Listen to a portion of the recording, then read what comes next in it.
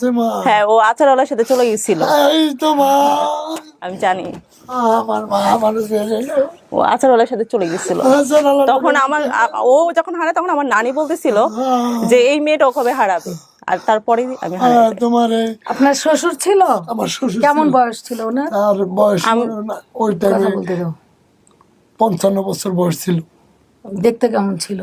দেখতে আপনার মেরামুরা ছিল, দাঁড়িয়ে ছিল, খুব সুন্দর ছিল। কি চুলদারি সাদা ছিল না সাদা- কাঁচা ছিল? না, তখন কিছু পাচ্ছি, কিছু সাদা সাদা ছিল, আমার মতন এরকম ছিল। মারা আপনার গেছে। মতো এরকম দাড়ি? হ্যাঁ, আমার মতন এরকম দাড়ি। এরকমই চাপ দাড়ি? হ্যাঁ, চাপ দাড়ি। মারা গেছে এই যে 5-6 বছর হয়েছে। 5-6 বছর হয় না, মনে হয় 3-4 বছর হয়েছে।